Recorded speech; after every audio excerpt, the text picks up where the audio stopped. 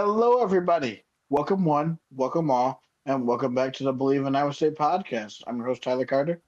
And I'm your host, Cody Van Seelum. Cody, this is our second game of the conference season. Right now, we are going to be doing our men's basketball preview against Baylor. Cody, we talked about it for the last few shows. Iowa State has a chance to really prove themselves as a top five team as they go on the road at a place where they historically have.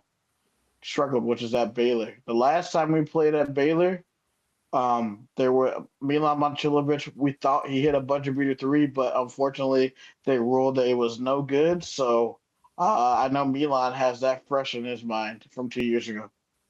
Yeah, and I mean, I say this too. Let me get this real quick. They took off an extra half second for no reason in that game, and that partly played into obviously Milan not getting that shot off in time. Was I remember it was Trey King had like he inbounded the ball or something, but they didn't like start the clock or whatever, and then they paused to, and then they took time off or whatever. It was something weird, like something. It was like the technical issues that kind of led to that play happening, but yeah, Milan did hit that three, and it reminded me like literally we just had the same situation yesterday, in basketball, like at the Auburn Texas A&M game. It was a very similar thing that happened, but yeah, for obviously Iowa State, yeah, historically Waco has been the place where they've struggled, whether it was at the uh, uh, what was it, the whatever center, what is their old building or the new building, they haven't really performed that well. So, and this type of game against a what think as of right now is a middle of the pack Big 12 team. This is one of the games you must win if you want to win that Big 12 regular season title. This is a like you got to go on the road and win this game. You can't drop this kind of game. You can't. We've talked about this. If you want to get to your goals, you got to take care of business and get to those things. You see in the Big 12 standings that Houston is already 2-0. So it's gut check time now. So if you want to keep up with Houston, Houston is the defending champion. They went 19-1 last year. So Houston is about to be in their element as they have ran this conference the last two seasons. Mm-hmm. Yeah, and just obviously like it's placing well. Obviously, you have that tier of the Big 12 teams like Houston, Arizona, Iowa State. Iowa State wants to keep up with like those three, like those other two teams. You gotta win this, and I would throw in BYU as well. I mean, it's a young Big 12 season, and there's still a lot more basketball to go. And what's crazy about this game is going to be on Peacock, which is like, dear God. I think we talked about this a little bit, where like Iowa State is going to be on all the networks. This is like one of those games. Oh yeah, it's gonna be one of those games where like you really are gonna see like uh how teams are gonna respond on the Mm-hmm. road, especially Yeah, these top teams. Yeah, and not just that, but also Baylor. They're coming off that loss against TCU. I think we meant I don't know if we mentioned this on Monday, but coming off a 69-63 loss to TCU on the road in Fort Worth, and we talked about the performance of James Najee and with 5 points, 4 rebounds, and 4 fouls in 16 minutes. So I don't know if I should be too concerned about that at the moment. And I think the only guy I look at on this Baylor roster that I would have concern, like kind of a little bit concerned for, is Cameron Carr. He's one dude I can look at as like being a big piece for Baylor if they want to win this game. And I think just they could still this is still a big this is still a tournament an NCAA tournament team. I don't doubt that with the coaching under Scott Drew. Like this is a roster that can still go to the NCAA tournament. I don't know if they're going to exactly be world beaters like they've been in years past, like the national championship team, but they could still have like an influence in the middle of the Pac-12 or the Big 12. And they have length, of course, because they average 5.2 blocks a game, and they can fill it up because they average 93.1 points a game. And I believe before yesterday they were averaging about almost 100 points a game in like the Yep. last three or four games. hmm And that kind of comes down to like kind of like the defenses they play. I've looked at. I was listening to Len Cook earlier, and they Dylan mentioned that in the three losses that Baylor has this year, they've went up against a top 30 Ken Palm rated defense, and Iowa State is in that top five. So if there's a team that Baylor will struggle against this year, Iowa State's kind of like that kind of team they would struggle against. Yeah. So it should be interesting to see the different types of styles. Usually, when a offensively talented type of team plays like a team like Iowa State, usually Iowa State will reign supreme in those types of games. But usually, when there's a team that's defensive minded, just like the Cyclones, or plays like a slower brand of basketball, Iowa State will adjust. But I think we've sort of like gotten to the point in like the TJ Otzelberger era where um, I think Iowa State can adjust to any type of brand of basketball that you play because we were able to adjust to Iowa's style of ball. Um, Obviously, to break out of those, um, the type of ball that they want to play, we were able to get the shot clock down and we were able to make those type of shots like Iowa does. They like to basically run the clock down and because they have the shooters to make those type of shots near the end of the shot clock. We were doing the same exact thing and we were able to also get and ones as well. So um, I would like to talk about our three keys to the game for this. Like, I really don't have any other analysis. It just seems like it's pretty self-explanatory on what we need to do. So, Cody, what are three keys for you for Iowa State to get to 15 and 0, a place where they haven't been in over a decade? The first thing I would look at is, like you mentioned, the length is crashing the glass and not allowing second chance points for Baylor because Baylor, like they feast on getting those offensive boards and second Hmm. chance points.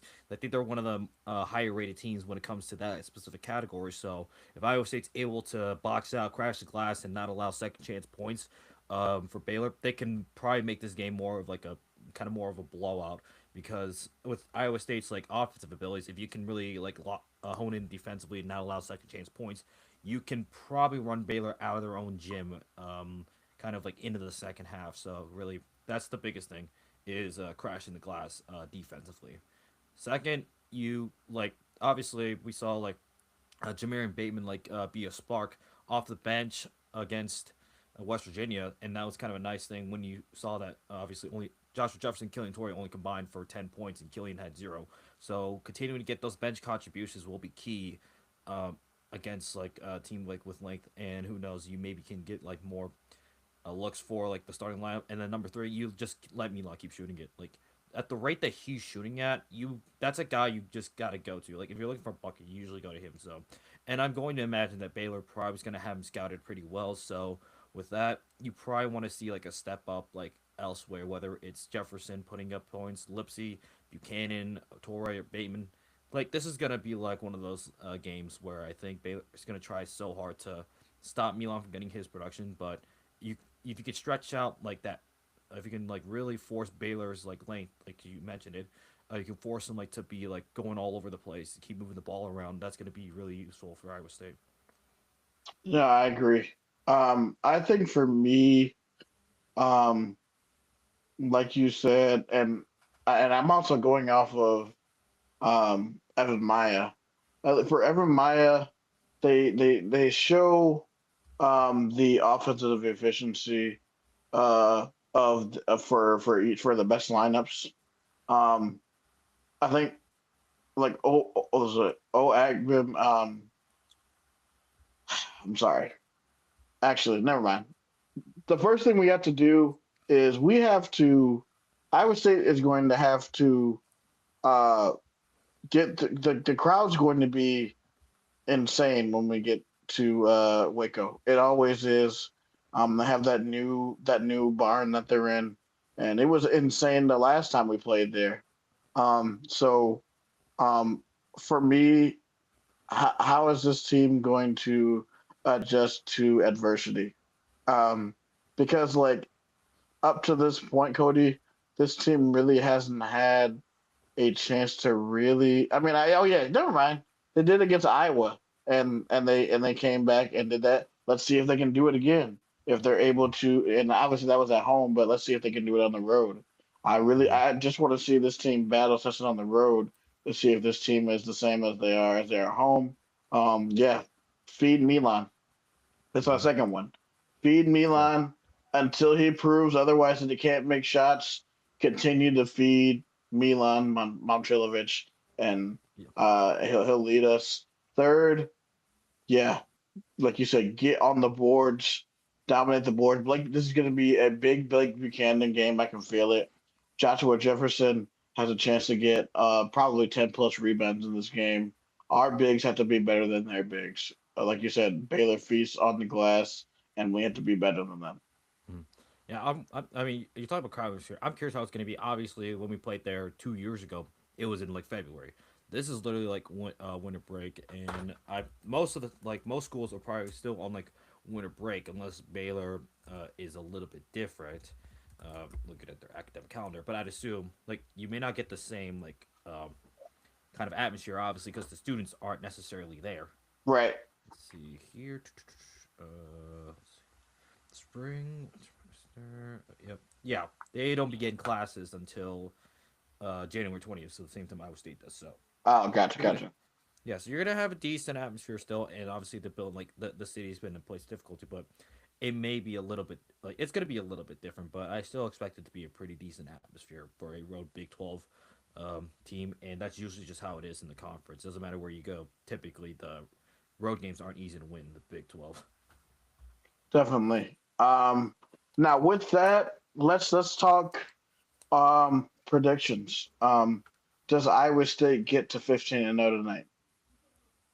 I think this is gonna be a tougher game, and there is like, I mean, I looked at like some odd lines. Iowa State opened up as a 6.5 point favorite. I think some books have dropped it to 3.5, like 4.5 or 3.5. So it's clear that like the home atmosphere is giving Baylor a couple points, and this is gonna be a tough game that I think most people like on paper would expect.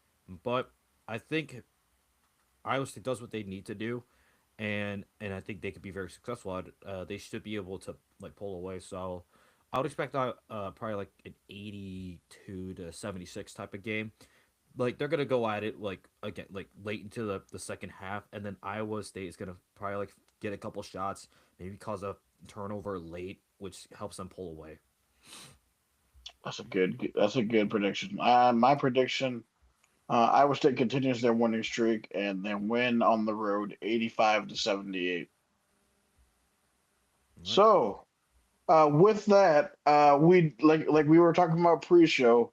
We got to look at Big 12 basketball yesterday because man, it was cinema. Mm-hmm. Yeah, the Big 12 had themselves quite a day in like yesterday. We start going to Morgantown, West Virginia, rebounding off of a loss to Iowa State, is then a nail biter against Cincinnati, but they win that game 62-60. Honor Huff with 24 points and 8 rebounds. And this for me, this just feels like Cincinnati. Wes Miller's like coaching for his job. He is desperate, wanting to win just so he doesn't get fired. That's what this feels like. The Cincinnati team this year. Yeah, definitely, man. And also UCF with just I don't know if I should call it a bad loss, but after it sort of is a momentum killer after you beat Kansas. You go on the road to Stillwater and you lose by 11 to Oklahoma State, 87-76. Yeah, it like just as fast as they like at the momentum when they beat Kansas, they lost against Oklahoma State, and I mean this game like it was early in like they were up early, like in the first like they got out to a decent start, but Oklahoma State just put on the clamps and they never looked back even when UCF made a like they cut the lead to one with about 14 and a half minutes to go in the second half. They just could never get like the lead back. Oklahoma State just took care of business at home after that early start from Central Florida. Yeah. Um, so a big win for Oklahoma State as they move to 13-2 overall on the year. Next game we're gonna talk about, man, bro. We gotta talk about this Texas Tech Houston game. Mm. Houston survives uh, Texas Tech 69-65. Kingston Flemings leads the way with 23 points. Yeah, this was a slugfest. This was a heavyweight like slugfest. This game ended up, yeah, in the 60s, and Houston for the most part. This is like kind of what I expect whenever you're going up against like a team like Houston. You're gonna like not put up that many points. Like it's gonna be a slugfest. And I mean, credit to Houston's defense. They obviously that's a well known thing for them, but they forced 14 turnovers against Texas Tech, which played a role in this game when you compare it to their 3 point shooting, when they only went 4-17 from three, and then free throws were a key factor as well for keeping this game close. Texas Tech went 91% for the free throw line, while Houston only went 77%. Christian Anderson and JT Toppin, no doubt, that's one of the best duos in the Big 12. For sure. And one thing that I forgot during the preview, to go back to Iowa State real quick. Do you think that since we're on the road, because I've been looking at our free throw numbers and they really haven't been good. Do you think that could eventually come back to bite us? Because I am not liking our free throw percentage right now. For me at this point, I've accepted the fact that our like we haven't been a really like we haven't been a good free throw shooting team since TJ got here. It Good just feels like point. it's one of those things that's like I've lived with it. It frustrates me, but like I've lived with the fact that we won't necessarily be like a good like elite free throw shooting team. Like we're still decent, but we're not like at an elite level. And I mean that is going to cost us a game or two, and I know for sure eventually. But I mean, yeah, I know for sure it's going to cost us a game or two, but I think for that to like also come into case, a lot of other things would have to like not necessarily go Iowa State's way, Sure. and yes, so yes, it will cost Iowa State a game down the line. I've kind of readied myself for it. When it does take place is probably when I care more about it. Is like when does it happen and who is it to? Like Very, very. Yeah, yeah, that's the key. yeah. Some like it's just like timing of things and like a lot of other circumstances, but yeah. Um, I mean, Houston like 77%. Not necessarily like the shooting the lights up from the line compared to Texas Tech, but the benefit obviously for Iowa State against Texas Tech is the game's in Ames, and that won't be until like near the end of the season. So Right. and that's but I mean, if we want to talk about free throws real quick, Iowa State. Let me take a look at their free throw shooting percentage. They shot 60% from the free throw line. I mean, Joshua Jefferson was 6 of 7 from the free throw line. Team Lipsy 2 of 3. And Milan Mochilovic came in Tori didn't shoot any free throws, so we don't know about that. Usually we can rely on Milan Mochilovic being a really good free throw shooter. Dominicus Plata was like kind of like the main like Dominicus Plata went 1 of 4. So I just want to get his numbers up, but if we're if I'm more concerned about free throw shooting, I would want it to be Jefferson, Mochilovic, or Lipsy. That's who I'm looking forward. And you know that one of them is going to have an off game at the line one time. Like, Mm-hmm. and you obviously know that the bigs are going to. So I just figured that I'd add that because I saw that and I was Yeah, like, this could possibly be an issue down the you know, line. But I like to and the fact that the biggest player is a big who misses free throw, I like to call it the Rob Jones principle. The guy who yes, does everything like else that you need to do, but can't make it's like very consistent from the free throw line. We just like to call it the Rob Jones principle. As long as yes, TJ is the head coach at Iowa State, there's always going to be a big that is going to fulfill that Rob Jones type of role. yeah, good point, good point. All right, that's good talk. Next we are going to go to probably the game of the night. Uh, Kansas survives at home over TCU 104 to 100 in overtime. Yeah, this was a tale of just a wild like this was just a wild game from the start. I mean TCU like they came in Allen Fieldhouse. They were ready to pull for the upset bid, and they certainly came like they were not ready to. They didn't fear Kansas like in years past, and they were ready to get a win. And I mean, obviously Kansas got out to a 5 point lead at halftime, but that second half it was really favorable for TCU. There was a point in time where like it just felt like TCU just couldn't miss. Like Kansas couldn't really do anything on offense, and TCU just poured it on them.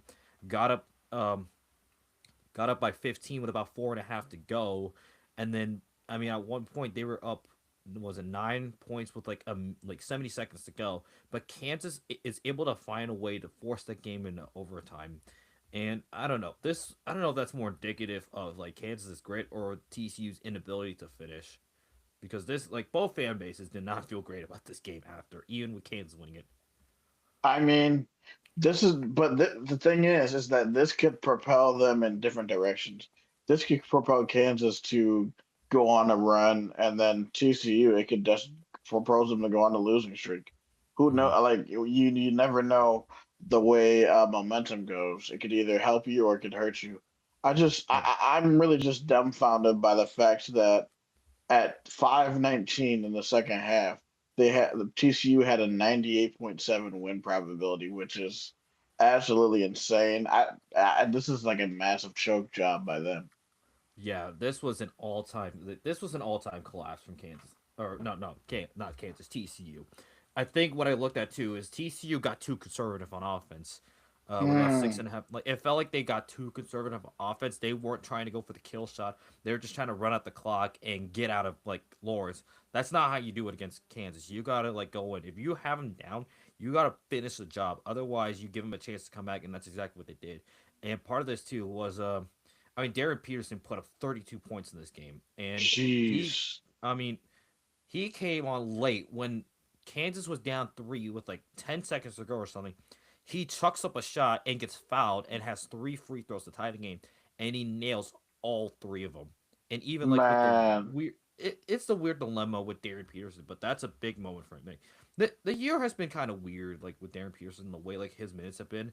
I'm guessing it's like a minutes restriction or something, but like that's a whole story that's going on. But I think the bigger one is obviously like his performance here, and then Trey White and Melvin Council are great number two options outside of Peterson, because I think Melvin Council kind of took over like late in the second half and into overtime. Yeah, man. I mean, you just also I know I hear a lot of people were complaining about the foul discrepancies in uh about home cooking. Was that true? Well, listen. This is Kansas. This is Fog Allen. You know this is gonna like it's a classic tale. You know Kansas is gonna have the home whistle. I mean, look at the foul numbers: 25 for TCU and 19 for Kansas. TCU shot 24 free throws versus Kansas 40. Like, are people like, are you shocked that Kansas was gonna have a whistle? I was waiting for it to happen. Like, I know somewhere, some way, even when TCU was up 15 with about 4.5 minutes to go, the whistle's gonna come at some point. There, at some point that Kansas whistle is going to come in, and boy, did it come in a major way. And I mean, I'm honestly just dumbfounded how you went 15 of 35 from three and you still lose. Like, you made 15 threes and you lost in overtime by four? Like, That's I don't even know. I don't even know what to say. I'm really blaming this more on TCU rather than yeah, KU. Like, honestly, yeah. like, Yeah, this game was TCU's to lose. I just like they got too conservative late in that second half, 5 minutes ago. They got too conservative. They weren't going for the kill shot, and it backfired on them. It backfired. not to mention that TCU gave up, or never mind. They scored 51 points in the second half. You think that'd be enough, but Yeah, but jeez. there's just an inability like to finish the job, man. I mean, yeah, you mentioned the 98. It was there was a point where it was 99.4%. Wow. Was that before the foul the 4 point play Let me take a or 3 point look. play? Sorry. Let's see. It happened with about it was somewhere like in the 5 minute mark. So it was somewhere, yeah, within the 5 minute mark. So I would guess maybe it was before. Yeah, Gotcha. Mel. Yeah, it was like 4:23 to go in the second. So this is when they had just missed. But then Floyd Badunga got an offensive board. Okay. But yeah, Got it. Got it. Got it. but All that's right. Kansas for you. Yeah, that's the fog for you. And Iowa State has to go to that a week from what was it yesterday? Oh boy, baby. So next Tuesday. Yep. Oh baby, that's man. Iowa State KU next weekend. The next week is going to be nuts. hmm Oh man. Hopefully we'll still be undefeated at that point. I think we will, but we'll Yeah. see. hmm We also have some action tonight. We have three games that come on at 8 o'clock. The first one we're gonna look at FS1. That comes on the FS1. Kansas State goes on the road to number one Arizona. Um, Arizona is a 17.5 point favorite. Yeah, I think this may you may witness like this is a battle of Wildcats, but this is you're gonna genuine. You may see a massacre of the Kansas State Wildcats again yeah, in Tucson. it's gonna be B to A. I'm sorry, K State. Yeah. And then 8 o'clock, also on Peacock, is Arizona State heading to Provo to take on the BYU Cougars, number 9 in the country, 13-1 on the year. BYU is also 17.5 point favorite. They'll cover that. Yep. And then on ESPN Plus at 8 o'clock, in Boulder, Colorado, the Utah Utes will visit Boulder to take on the Colorado Buffaloes. Colorado is a 9.5 point favorite in that game. Yeah, should be able to win that after having an impressive win in the first game. Yeah. So we will make sure to recap this for you in next Monday's show. All right, Yep. Cody. Obviously, like we said, the portal giveth and the portal taketh away, but we do have some more portal pickups that we want to show everybody. Yep. It looks yeah. So it was like Iowa State earlier in the day. They had picked up a couple more players. I think we'll start with uh, I think Matthew McLean is a guy I'm looking at right now. He is yeah. He's a class of yeah. It's got 1 year left, and I'm taking a look. I'm trying to remember where Matthew McLean came from. He came from who's a Washington State recruit. Ah, okay. So he was another guy that was like originally like he was under Jimmy Rogers. So starting to see a Yep. little more of Jimmy Rogers guys coming in. And then I looked here about an hour. Caden Crawford from South Dakota, defensive lineman, is headed to Ames. Yes, I saw that. It's a great pickup for the clones. Getting the upper Midwest guys, and that is Jimmy Rogers' territory. Obviously, Iowa State Nation. Thanks to Iowa State Nation for your contributions. hmm Yes, but Matthew McLean, he is a defensive back. So that um, and then you see, yes, earlier today or yesterday, Cade Meyer, a Division II offensive lineman, were able to get him. Also, one of the guys that was highly coveted, Michigan State O lineman Gavin Brocious has committed to Iowa State. He was a guy that we told about you that was visiting, I believe, yesterday. He committed to the Cyclones. hmm Just continuing to build the trenches. That's a great thing. And I mean, does it again with Max Balloon from Washington State, another one of guys coming over from Pullman. He's committed to Iowa State. And then we got another Washington State guy, Brody Miller, defensive back, committed to Iowa State. And then, yep, Braden Owls out of Toledo. Man, This was the big. I think this was like one of the bigger pickups that a lot of Iowa State fans wanted to come to Ames. And yeah, he has landed. He is now a Cyclone, so he will be joining his defensive coordinator Ross Watson. So they're reunited. So there's that kind of connection there. and the fact that we got him over Indiana, I think, is the story here. Because Indiana just has money bags now, and they basically will be able to get anybody that they want. We told you on last Wednesday's show they were able to get Nick Marsh, the number one receiver from Michigan State. I thought for sure he'd go to Indiana, but man, Braden Knowles was able to get to the Cyclones. He has been very very productive. He is basically a center fielder at safeties, uh, getting 9 interceptions over the last 2 years. So hmm really, really somebody at safety that we really haven't seen, at least in the Campbell year at Iowa State. Yeah, I feel like he could be like kind of guy that like John Tez Williams was for us. Yes. That's what I look at. And then you mentioned Indiana real quick. I just saw this. Mark Cuban is donating to the Hoosiers 2026 transfer portal class. I Um, saw that. I'm like, man, I wish we had GOAT. a bag man like that. Yeah, not just that, but just an alum network who will actually donate. Because obviously, we mentioned Indiana's got that massive alum network, and obviously the business school, a lot of Yeah, the rich largest alums. one in the United States. So Yep. So, lots of dentists, doctors, lawyers. hmm So yep. also another guy, Braden Smith from Tarleton State. He committed to Iowa State. Another big guy, Carter Pabst, who was a younger guy. Um, he also committed to Iowa State. Who another Washington State guy who comes in. Make sure if you are on Twitter to follow his mom. He made a shout out to everyone on Twitter to follow his mother, so make sure to follow his mom. Also, Oh, PBR, yep. come on, man. Yep. PBR. I Like, love as soon as he committed, everybody knew exactly. Oh yeah, we're getting the PBRs ready to go. If I wish I had one, I would crack one open right now. But yeah, right? Well, I like know. if he becomes a player for Iowa State, that might have to be our reaction pod thing. Is just cracking open a PBR.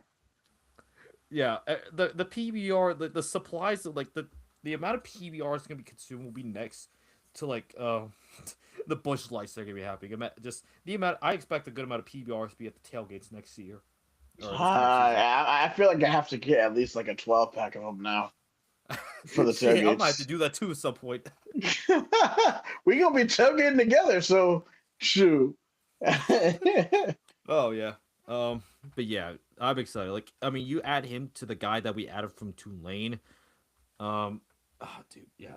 But I also, just in general, I've been liking the way Jimmy Rogers and the staff have been building up this roster.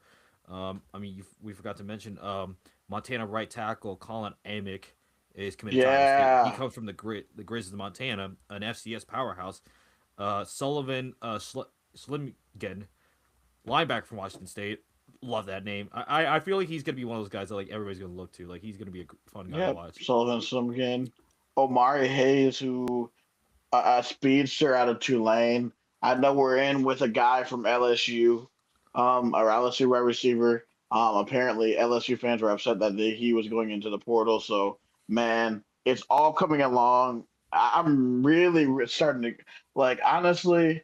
It was bad when all the guys left, but now it's just like we're getting all of these guys.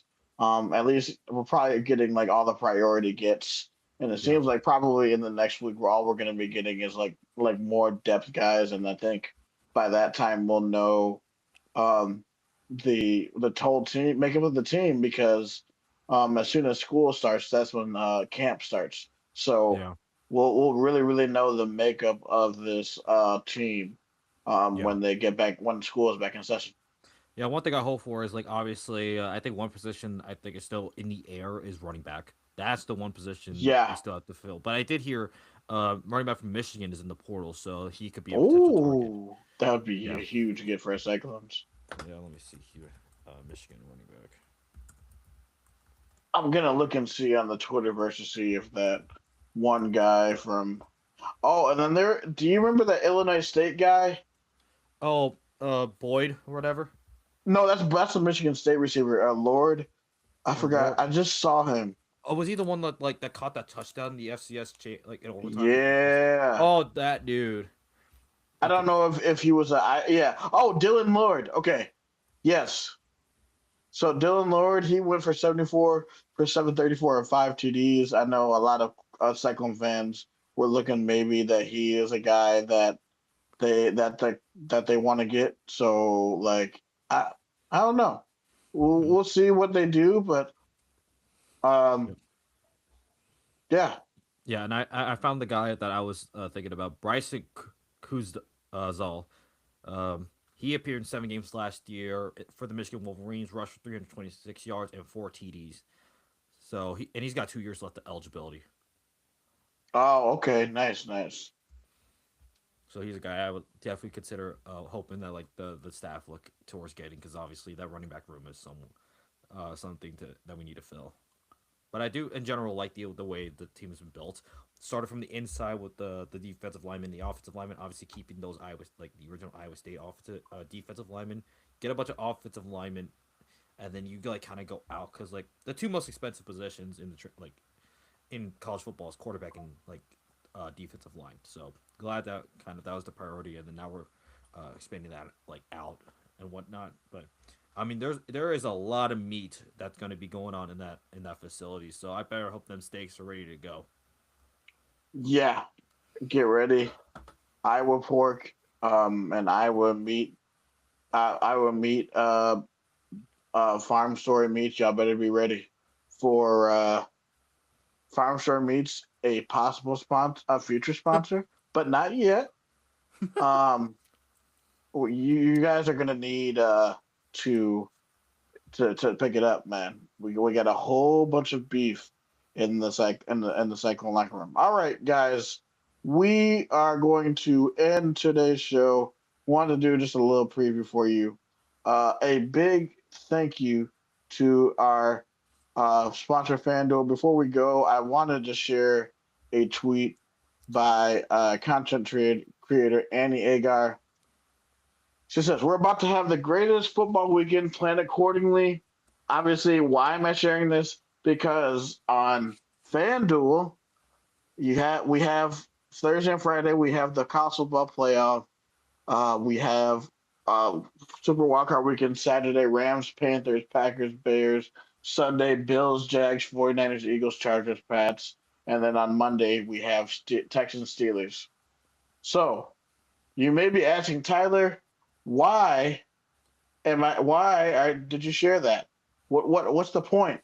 Well, on FanDuel, they have a lot of promos going on. I'm not actually about to tell you about the promotions that they have going on. And I'm about to share my screen so we can look at it. Okay. So the reason why I told you all of this is because boom. All right. Now look at this. So you see, for the playoff mode, you bet five, you get $300 if you win. So if you switch to there's a playoff mode switch that you can flip it to. If you flip it to that, you bet $5, you get $300 in bonus bets if you win. If you turn it on for the wild card for wild card, you get you pick one of the cards and you get up to 100% profit boost. NBA, there's also there's a choose a reward. You can either choose one 50% boost on a three-leg same game parlay wager or two PBTs on any wagers for NBA games. There's the NBA 50-piece jackpot for $1.1 million. 30% profits on college basketball. There's an NHL parlay, same game parlay for that. We have a soccer profit boost, NFL choose your own reward, and playoff mode profit boost pack for their Panthers, Rams, and Packers, Bears. So if you know ball, like I was going to always say, if you know ball, go and make money with FanDuel. All right, guys. If you want to find us on Twitter, I can be found on Twitter at SciTech Guy. I'm Tyler. Cody, right next to me. He can be found on Twitter at Tierney's Burner. As always, we can be found on social media as well. If you're on Twitch, thank you, Twitch viewers, for reaching out. If you want to check us out on Twitch, our Twitch handle is at Believe in ISU 2025. You can also reach out to us on our other 5 forms of social media. We have Instagram, YouTube, Facebook, Twitter, and Twitter and I said It was crap. TikTok. I think it was TikTok that. Oh, then TikTok, yes. Yes. I think at this point So you need like a sticky note at this point. I just need to so, stick like, to that at this just point put it because on I've your been computer forgetting. and then just so you don't forget. Yeah, so I won't. But yes, follow us on all those. All right, for Tyler Carter, And for Cody Vatsila, this is the Believe in USA podcast. Roll clones, baby. go Cyclones.